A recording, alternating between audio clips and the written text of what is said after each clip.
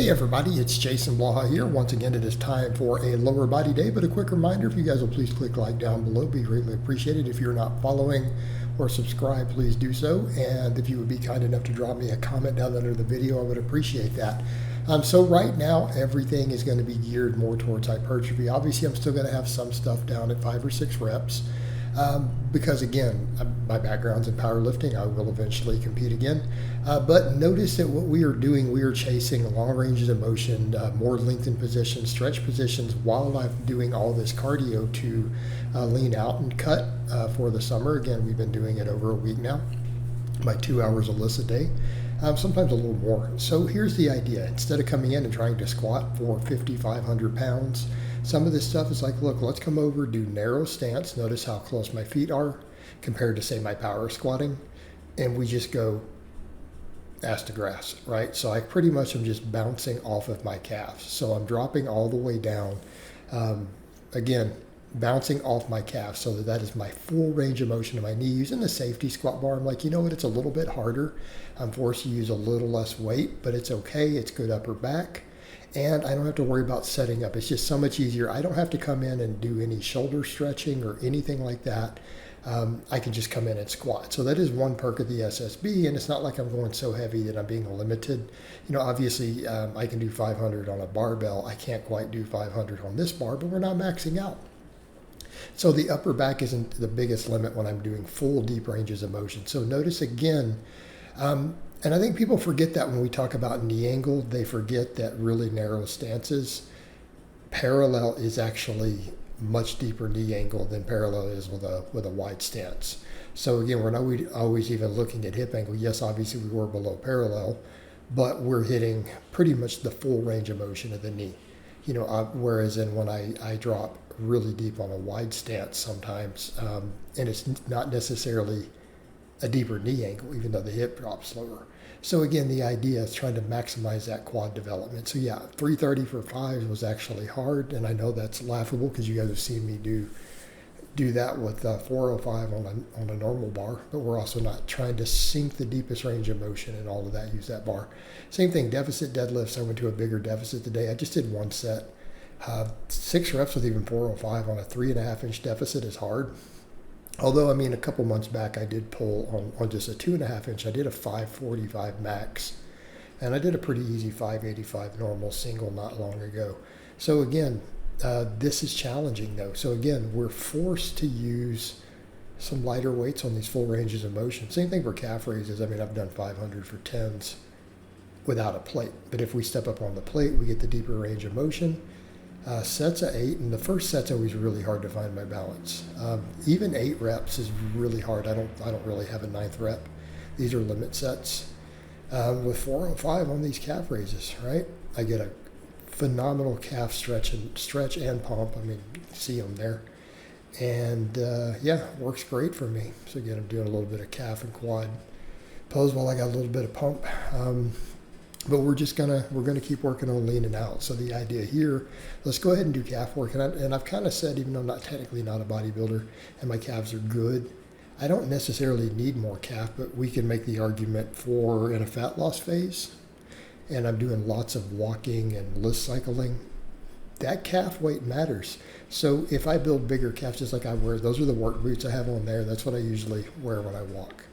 So again, changing that swing weight, we just simply burn through more calories, more energy, higher metabolic turnover to build up your calves. Okay, and we know this from genetics on marathon running and stuff. People who have small calves genetically make better marathon runners, by the way. Big calves are really, really good for power sports, though, right? Anything where you got to push, like sled work and everything. We see that. So pushing on a football field. Not necessarily sprinting, but definitely pushing. Obviously squatting and stuff, power lifters, you know, big calves matter. But in terms of energy turnover, we might as well. Like I would say that to people, look, if you're trying to get leaner, build your calves and quads up even more, because you burn so much more energy doing your cardio, and it's cumulative, it adds up. So again, we did the 3 sets of safety bar squats deep, 1 set of the deficit deadlifts, but I did do 6 total sets for posterior chain besides the deadlifts. And keep in mind, we train twice a week on all this stuff. So 2 days of upper, 2 days of lower. So this is all doubling up. The goal is for me, is to get 12 quality sets for every muscle. Now, some people say, well, what about the calves? Technically, the squatting and this stuff builds my calves, but I'm doing some direct work. Like my calves would be massive just from not even doing calf raises from this other stuff personally, but we are doing direct work, just like the triceps. All that pressing we do matters, but we still come in and do a, really deep stretch position extension. So a superset is, I'm doing a lot of supersets right now on the upper body. All of it was supersets other than shoulders.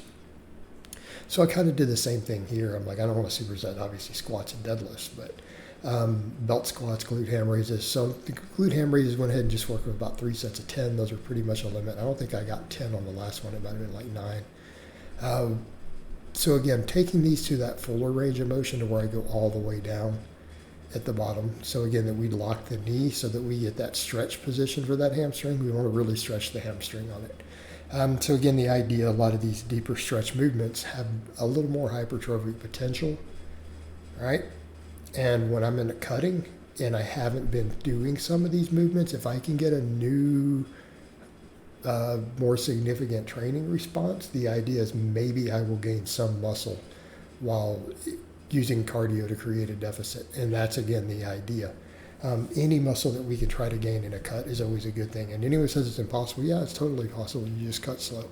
Unless you're really, really lean. I get that if you're super lean. I'm not super lean. Like, I'm nowhere near contest lean. This is not a concern. Yeah, sure, if you're 10, 11% body fat, 12% even, maybe it might be really hard to gain any muscle while cutting without blasting a bunch of stuff, growing into a show bros. So again, trying to stimulate muscle growth. That's why we're getting a certain amount of volume. We're focusing on really thinking in terms of hypertrophy and putting muscles into their lengthened positions so that we get extra range of motion there. In these situations where we can get more tension. That's why we're doing the deficit deadlifts, trying to do the deeper narrow stance squats. Belt squats are all the way ass to grass. Even this stuff, trying to take it down to the longest range of motion at the bottom. And then obviously coming all the way up. So again, the idea, try to stimulate any muscle growth we can. Build muscle while doing all that cardio, keeping the diet clean. So again, the goal is to try to recomposition, if at all possible, during the cut. And that's a best case. The idea, and the other is the worst case, is will it at least preserve the muscle we have? And that's still a win also. That's still a win. And we'll take that as a win. And we should take that as a win. So again, 3 sets of belt squats, supersetted with 3 sets of glute ham raises. This alone, I would be good to just quit at this point. This is obviously enough to stimulate growth. Right, we got 4 sets for posterior chain if we don't count squats or any of that, but there is glute involved in all that. And then 6 sets for the quads, glutes, all that, between the safety bar squats and the belt squats. But I came in after that and I did 3 sets of reverse hypers and I did 2 sets of hanging leg raises between. I'm not quite adapted to that much of them. I used to do them every day at one time. When I was at my leanest, I think, on the channel, I was doing them a lot. So I do realize I need to build them up, but I noticed my abs were like, oh man, I haven't done them really in like a week. So my abs didn't even like the first set. So then that second set is like, no, let's not go overboard. Let's not cramp our abs up, but I do need to build them back up in terms of volume, right? I can hit decent reps. So again, what I did there, we do the reverse hypers, and I just did a set of those between the 3 of them. The first set of the reverse hypers, I forgot to be as strict as I'm trying to be. I've always got to remember that. I used to do a lot more swinging. Now I'm trying to be super, super strict on them. So it means I need to go slow. And there's always going to be some swing. I've had some people who are like, but they're still swinging. Yeah, it doesn't matter. You can't get rid of the swing. You have a weight on roller bearings with greased roller bearings with Zerk fittings. Okay? There's going to be swing. Like, notice it's still swinging. When you walk away, it'll swing for 60 seconds straight. The thing will just keep swinging. So think about that in terms of when you're lifting. So again, the belt squats are good because, again, I get some good grip training. That's one reason I love hanging leg raises. Yes, they're a full abdominal exercise. It works the whole thing, the entire muscle. And yes, the abdominal is one muscle. People don't know that. They think 6-pack is 6 or 8 different muscles. It's not. It's one muscle. Underneath, it's all one. It's that there's some tendons that run across it that create that separation over the top of it. But down underneath, when you get further down into the muscle, it's just one sheet of muscle on the back of it. It's just one solid connected muscle, top to bottom, right? A lot of people don't know that. So your abs is actually a single muscle, but it works the whole thing, right? The upper and the lower get pretty evenly developed. We get some free grip training in there, and then it's also just good for your shoulder health to hang. So I'll build these back up too over time.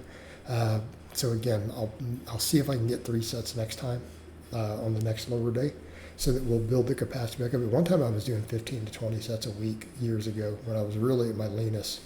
And so maybe we want to do that again just to build the abs up. I'm not worried about my abs getting too big. I looked back then, I was doing those all the time, like up to 20 sets a week, and my waist was way smaller than it is now.